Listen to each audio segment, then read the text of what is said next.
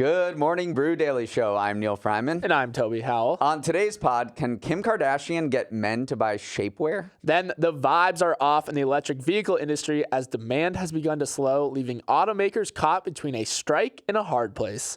It's Monday, October 30th. Let's ride.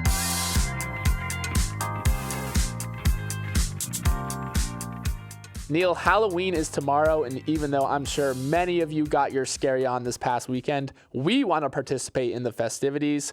We're going to host a MBD Halloween costume contest on our Twitter and Instagram today and tomorrow. To enter, post a picture of your costume and tag us at MB Daily Show on both Twitter and Instagram. We'll pick a winner on Wednesday of this week to send a Morning Brew Daily mug to. There is a catch, though. If you dress up as Neal and I with a friend, a spouse, your kids, your dog, you automatically get a mug. So 2 days to win.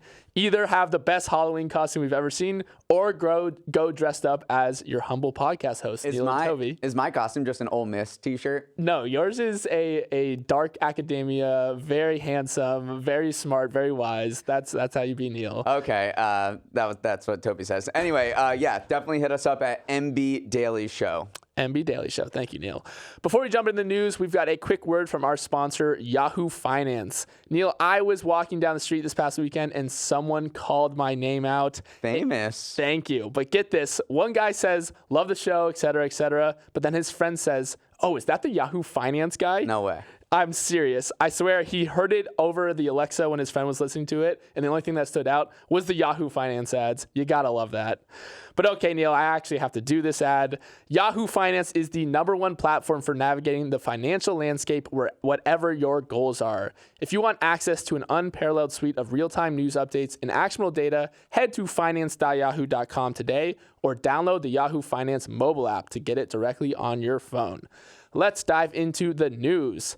For a long time, EVs have been the crown jewel of the auto industry. They were touted as the futures on earnings calls, called the solution to the industry's carbon emissions problem, and were supposed to drive sales into the next decades. Yet cracks in that vision are beginning to show. GM and Honda said last week that they are abandoning an agreement forged just over a year and a half ago that was supposed to use GM's next-gen batteries to help produce an affordable line of lower-priced EVs. Also, GM quietly abandoned its self-imposed target to build 400,000 EVs by mid-2024, while Ford pushed back its target of building 600,000 EVs by 2024 as well. And surprisingly, Hertz is also backing off its big EV plans after agreeing to buy nearly 200,000 cars from Tesla and Polestar because they are just way too costly to maintain. Now they are saying that they are overfleeted with EVs, which is not something you'd have expected to hear even a year ago. Neal, it feels like the auto industry is finally coming to terms with the fact that there's still a bit of a bumpy road ahead when it comes to an electric future. Right, just like any new technology, you have the early adopters, and it looks like all the early adopters of EVs have adopted, and the rest of the mainstream consumers have just not fully bought in yet. It's totally one of those things where price points are still becoming the main issue. EVs are still a lot more expensive than normal gas cars. You know who's looking pretty dang good right now is actually Toyota, because Toyota was one of those companies that didn't go all in on EVs. They said hybrid is probably the way forward because people still want to have some gas in their cars, basically. And so they're saying that the market for hybrids is smoking hot. And last month, Toyota had little more than a week's worth of Prius hybrids in stock compared to more than 2 months supplies of its electric SUVs. So it just goes to show you where the demand is in terms of the hybrid electric vehicle I don't remember the last time I saw a Prius on the road. They're everywhere, but apparently. Yeah, it speaks to concerns over the lack of charging network. Just to put some numbers on this, EVs are still growing at a pretty brisk pace, but it's not what it was. Year-over-year sales growth in the third quarters of 2021 and 2022 were 75%. This year, the increase was 50%. So people are still buying EVs, but yeah, that pace has slowed down pretty dramatically. Yeah, and if you look at some of the factory news that is coming in as well, GM said 2 weeks ago is delaying the opening of an electric pickup truck factory in Michigan. And then the Wall Street Journal also reported that Ford was considering cutting work shifts back out of its Ford F-150 F-150 Lightning pickup truck plants, which was crazy to say. Just 2 years ago, they couldn't make enough Lightnings. And then even Elon Musk was on his earnings call for Tesla was worried that maybe they would slow down work on the new Gigafactory in Mexico. So it all kind of hit at once, where all this EV news, where it just started leveling off demand a little bit. So there's, as I said, there's some cracks showing in this vision. One interesting angle to why people may not be buying EVs is politics, of course. There's a huge political divide in terms of who's buying EVs, with Democrats shelling out for EVs, Republicans maybe not as much. In the U.S., for every 5 Democrats owning an EV, there are 2 Republicans. And there was this new working paper from UC Berkeley that showed from 2012 to 2022, about half of all EVs went to the 10% most Democratic counties, and about 1/3 went to the top 5%. So just like anything in our days, these days, EVs have become extremely politicized, with Republicans considering it maybe a little bit woke. And I think that's because the Biden administration has pushed so hard for EVs with subsidies and other ways to increase EV production, and so it's becoming this political football. Even you have CEOs of Ford and other automakers saying, lamenting the fact that it has become so politicized, and they're having a lot of trouble selling to red states. That 10% stat is crazy to me. That's amazing right there. Thank you for that stat, Neal. Okay, well. Thank you for thanking me about that stat. Okay, let's run through some major news headlines from the weekend. Starting out with the Israel-Hamas War, Israel expanded its ground operation deeper into the Gaza Strip in an attempt to dismantle Hamas, but so far it hasn't been the massive, large-scale ground effort that many were expecting. This could be due to U.S. pressure on Israel to use a more targeted, cautious approach to a ground war to lower the risk of a wider regional conflict, minimize casualties, and secure the release of the 230 hostages that were taken back to Gaza. In heavily bombarded Gaza, the humanitarian crisis is getting so dire that thousands of people broke into UN warehouses to grab flour and basic survival items like hygiene products, which aid groups said showed the despair and desperation of people living in the territory during the war. 2 things I want to touch on from an economic perspective here.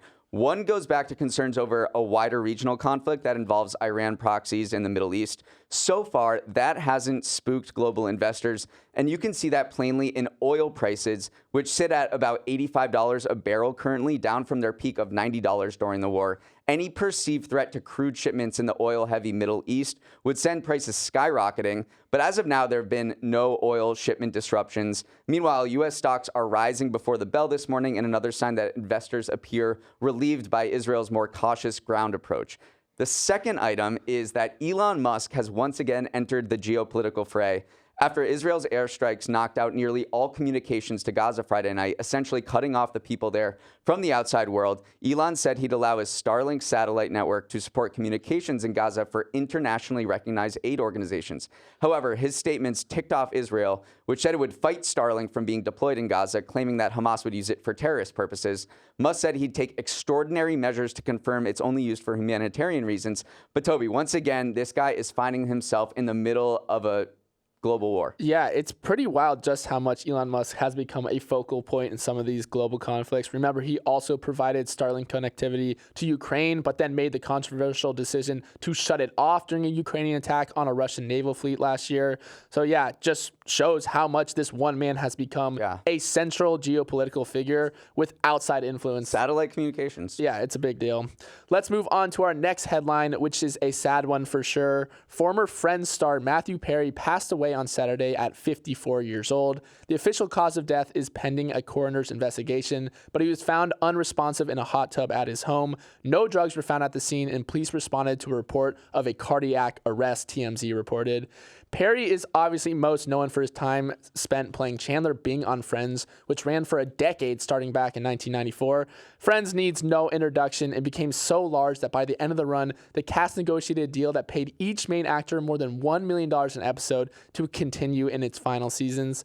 But success on Friends came with a price, and Perry also publicly struggled with a drug and alcohol addiction. According to his 2022 memoir, he spent at least $7 million on treatment and had 65 stints in detox beginning at the age of 26. Neal, I know a lot of our listeners have no doubt been touched by Friends in some way, shape, or form. So this news definitely hit hard over the weekend. Yeah, it's super sad. I was not, I haven't seen a single episode of Friends, but you just know how popular it was, how his character was so witty and sarcastic and just a very beloved person, and all of these celebrities and other Fringe co-stars, sharing their memories of him. One thing that I didn't know about Matthew Perry that I learned about this weekend, that he was an obsessive collector of Batman memorabilia. So he once actually paid $20 million for an apartment that he said he wound up hating because it seemed like the kind of place that Batman's alter ego, Bruce Wayne, would live in. And then he also, one time he called one of his assistants Alfred in reference to it. And he just loved collecting all this Batman memorabilia. So yeah, just an interesting, and he definitely wanted to be remembered for something beyond just his friend's career, and was also a public advocate for addiction. Let's head to the auto strike, where it is 2 down, 1 to go. Last week, we discussed how the United Auto Workers Union reached a tentative deal with Ford to end its 6-week strike. And this weekend, it agreed to a similar contract with Stellantis, the maker of Chrysler and Dodge. That leaves GM as the only Detroit automaker that's still suffering from the wrath of UAW President Shawn Fain. Like the historic Ford deal, the Stellantis labor contract give workers a 25% hourly pay raise plus cost of living allowances. By 2028, the highest wage will top $42 an hour. Another big win for unionized labor, and one that was expected after Ford's deal put pressure on the other automakers to finally sign the dotted line. But GM is the last holdout, and the situation is only escalating. Even as it wrapped up its strike against the other two companies, the UAW expanded its walkouts to include even more GM plants, as the two sides can't come to terms over GM's legions of temp workers. GM has a lot more temp workers than Ford, up to 10% at any given time, and they're proving to be the final sticking point before a deal can come together. Yeah, that's definitely the biggest difference, that it would just be so costly to give them 150% raises in some cases. So it does seem like that outsized amount of temp workers is what is hanging this deal up. But light at the end of the tunnel. Yeah, we're seeing these companies have had their earnings calls over recent weeks, and we've started to finally get a scope of how much the strike is costing them. Ford said the work stoppage cost it $1.3 billion, and then GM also said the strike has cost it $800 million, a tally that is only rising. Yeah, it's only going to get bigger. Okay, for our final headline, I want to circle back on the Panera lemonade story we spoke about last week. Panera restaurants are now adding a label to its highly caffeinated lemonade following a lawsuit filed against the chain after a college student with an underlying heart condition passed away after drinking it.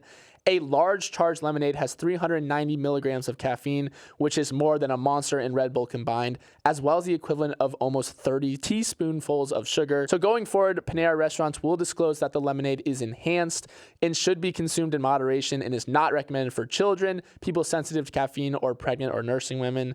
Neal, a small victory, but the family's legal team says it's only a baby step because it still does not provide context for the amount of caffeine in the drinks, nor does it explain that it contains additional stimulants. Right. The lawyer for the family said it's misleading in the sense that it's not indicating that it is an energy drink. So they're saying it's a small victory, but they'd like to see Panera do a lot more. One angle of this case that I thought was interesting was that charged lemonade was part of Panera's Unlimited Sip Club, which means it was out for anyone to go get unlimited refills as well. So that's another thing the lawyer is pushing for, is trying to get this very, very caffeinated drink behind the counters and not provide unlimited refills, because it gets dangerous if you're drinking multiples of these.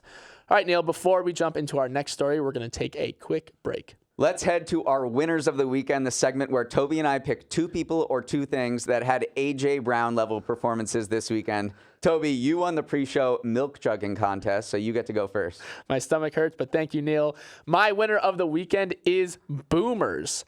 Bank of America issued a trade recommendation last Friday saying that boomers are flush with cash and benefiting from high interest rates, juicing their savings account, while the youths are struggling under sky-high rents and mortgage rates. So Bank of America's recommendation is literally to buy old people stocks and get out of anything whose main customer knows what Be Real is. The winning sectors, according to analysts, are things like healthcare, entertainment, and home improvement, all places that boomers with disposable income are more likely to spend, while the losers are likely to be clothing retailers popular with the youth like Revolve. Boomers are just much stronger consumers right now in Bank of America's eyes, since they're more insulated from rising interest rates, have generally saved more, and are less exposed to the crazy mortgage rates right now because they likely already own a house. So boomers are my winners because, in the words of Bank of America's analysts, Go long boomer stocks and short millennial stocks. It just kind of flies in the face of business conventional wisdom, which is to go after the youngest consumers and drag them along over the course of their life. And so it is just kind of funny to see that boomers have become such a powerful spending force as our population ages. Yeah, and then one industry that is by far the most exposed to boomers is cruise lines. They represent roughly 40% of their tripgoers, boomers do, and the S&P Hotels, Resorts, and Cruise Lines Index is up nearly 28% this year. So it is pretty wild that, I mean, if you just logically think about like, all right, what are seniors doing in terms of travel? Yeah.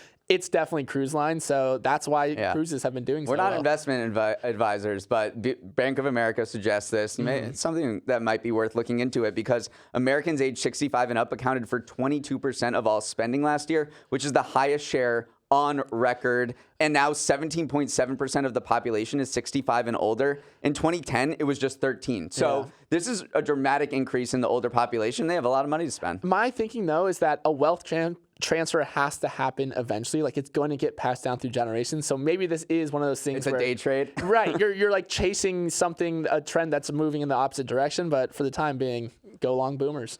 My winners are 2 U.S. states, Texas and your home state of Florida. That's because new U.S. Census data shows that those 2 states had the largest influx of people moving to them last year. And of course, for every winner, there's a loser. New York and California experienced the steepest out-migration with 820,000 people moving out of California last year and 550,000 out of New York. You might have heard complaints from your Texas friends that Texas is being swamped by Californians, and they may have a point. The top state-to-state migration was California to Texas. Of the 8.2 million Americans who moved states last year, 100,000 of them moved from California to Texas. And it's not exactly a mystery why California and New York are losing this tug of war. The cost of living has soared in coastal areas, such as California and New York, and you can generally find cheaper housing and lower taxes down south. Yeah, I think I did it totally wrong, Neal, because I moved from Florida to New York, so maybe I'm just doing this wrong. I also found a funny survey from March of this year, which surveyed 1,000 Americans. It was from Homebuy, a real estate analysis company, and they said about 75% of people who moved had some sort of regrets over it, and 44% of people reported crying at least once during the process. So even though moving is traumatic. It is so traumatic. Especially when you're moving out of New York. Yeah, and then it was also equal amount of people wish they moved into a bigger place and a smaller place. So I guess there's just no threading the needle here. But yeah, we're seeing these migrations, and cost of living is just becoming more and more important. Yeah. So I think at some point Florida is going to not be as attractive anymore because it's going to become so expensive. I mean, it's just recently passed New York as the second largest real estate market in the country at $3.85 trillion. So you're already seeing in this same census data, you're already seeing people move from Florida to Georgia, to Tennessee, to Knoxville, places like that, because Florida is getting a little ridiculous. Too ridiculous. All right, our next story is big for any of the guys out there listening to this while rocking underwear that has seen better days. Kim Kardashian's shapewear brand Skims announced last week that it's getting into the menswear space, rolling out a line of briefs, boxers, and t-shirts made for men. In typical Kardashian fashion, there were plenty of big names attached to the project, and the announcement came with photo shoots from the NFL's Nick Bosa, the NBA's Shai Gilgeous-Alexander, and soccer superstar Neymar clad in new Skims products and nothing else. This is the first big expansion for Skims, which has quickly become an absolutely massive company. In just 4 years, Skims is likely valued at around $4 billion, and this year it expects to do $750 million in sales, up 50% compared to last year. Now, much to the chagrin of Bank of America analysts, 70% of its shoppers are millennials or Gen Z, and 10% are men. Neal, that 10% is what makes this announcement so intriguing. Skims co-founder Jens Greeds said that means 50 million men visited the site over the past few months, so it's not a small number by any means. And yet, should you launch a new product catered to just 10% of your audience? Either way, it's hoping to grow the pie. Yeah, they certainly look comfortable. I thought about this a lot. It's all I thought about yesterday. I think I'm generally pretty bullish because this is a very powerful brand. They did a smart launch with all of these athletes. And then when you look at the underwear space, I mean, it's dominated by Hanes and Fruit of the Loom, which are just these very classic legacy brands. I mean, I think Warren Buffett owns Fruit of the Loom. So if there was an industry that could be disrupted with a little higher end, better quality fabric, then I think underwear could be. I think the bigger question is this shapewear thing, which is where Skims gets most of its revenue and drives most of its business, is can you get men to wear shapewear? Because that market does not exist right now. What do you think? I was seeing Bloomberg opinion pieces. I was seeing a GQ piece saying that it's going to be very hard, just given the state of masculinity in America, to get men to adopt shapewear. But I think that shapewear is not going to be the main thing they adopt here. I think you spoke to it perfectly. Men want really nice underwear. Like, we are kind of scratching the bottom of the barrel because Fruit of the Loom and Hanes, they're just not getting the job done. So, like, people, it is one of the things where I have friends who just swear by, like, the Lulus of the world, where if they get a high quality underwear, then it's just a fantastic thing for them. So I think Skims knows fabric, and that, I mean, I haven't tried them on yet, but they look quite comfortable. So I am bullish as well, Neal. Lululemon's a good company to talk about, because in 2014 it didn't have any menswear. It launched that year. Now it's doing $1.5 billion in men's sales. So that was, if you go back to 2014, we did this podcast, we'd be like, Lululemon getting into men's, like, you're crazy. And now, it's definitely a big brand for a bunch of our friends. Yeah, just high quality, good clothes, or it doesn't matter across gender. So if Skims can produce something that is high quality, I think they'll do all right. Okay, let's wrap up our show with a preview of the week ahead. Toby, it is so packed, and if we are ever scrambling for stories this week, we should quit.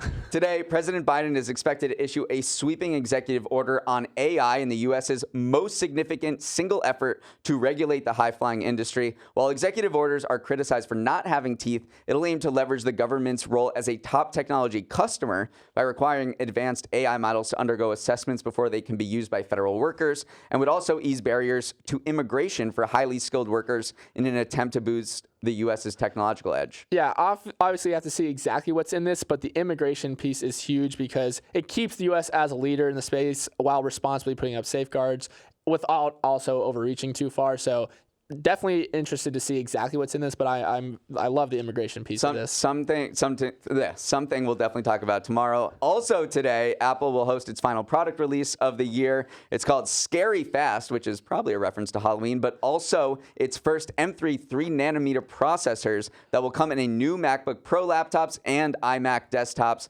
One twist to this event: it's being held in prime time, 5 p.m. Pacific time, compared to its typical morning events. Guess they want it to be ultra spooky. Ultra spooky. I also just love that Apple's the biggest company in the world, and they named their event the day before Halloween Scary Fast. That is a level of dad joke that we aspire to on this podcast, so good job, Tim Cook. Speaking of Apple, it also highlights a busy earnings week. We've got reports from Pfizer, Airbnb, Eli Lilly, McDonald's, Starbucks, and a lot more. Did any stand out to you? I mean, McDanks and Starbucks. I actually just went to a new Starbucks, and they had kind of their new machines out on the counter, and so I wonder if any of those like efficiency gains that they spoke about will come into play. Going back to AI for a sec, on Thursday, the Beatles released their last new song called Now and Then, thanks to AI technology that allowed for John Lennon's voice to be pulled from a recording done in the 1970s. I'm very pumped for that. Toby, I know you're not a big Beatles guy. This is a good time to go through their entire discography before Wednesday. That's what's standing out to me, is I wonder if this is going to set off like a Gen Z TikTok era Beatles craze, because it's a new song being released. Obviously, there's also the AI ethical questions as well, but I'm curious to see what TikTok does with this. Interesting. We've got a Fed meeting also, though the central bank is expected to hold interest rates steady. The entire focus will be on what's going to happen at its next meeting and what it signals for that. Halloween is on Tuesday, but more importantly, unsold candy will be available at deep discounts on Wednesday. I kind of feel like the weekend was the climax of Halloween, though, and Tuesday is just kind of this denouement. In sports, the World Series between the Diamondbacks and Rangers rolls on. It's currently tied at one game apiece.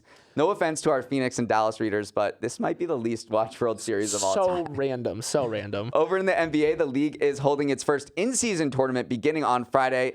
This is going to be a blast. That's something we're excited about. I'm very excited as well, and I hope this turns into an International Champions League tournament at one point. That's my dream. Finally, we turn back the clocks on Saturday night. So if you feel like it's getting dark early these days, just wait. So is that good for us or bad for us? Do we get more sleep or less? I never remember. Oh, like we get more sleep because Okay, let's I go. always equate it with the opposite. Because when it gets light out later in the spring, that's when we get 1 hour less of sleep. But now we get, but it's just temporary. Let's go. I know, but that one day, it's going to be great. And that is where we have to end our show for today. Let's have a great week, y'all. If you're not a social media person, you can always email us with your Halloween costumes at morningbrewdaily@morningbrew.com. Also, feel free to reach out if you just want to say hi. Let's roll the credits. Samantha Velez is our Capitan. Raymond Liu is our associate producer. Uchenna Ogu is our technical director. Billy Menino is on audio. Hair and makeup left New York for Florida. Devin Emery is our chief content officer, and our show is a production of Morning Brew. Great show today, Neal. Let's run it back tomorrow.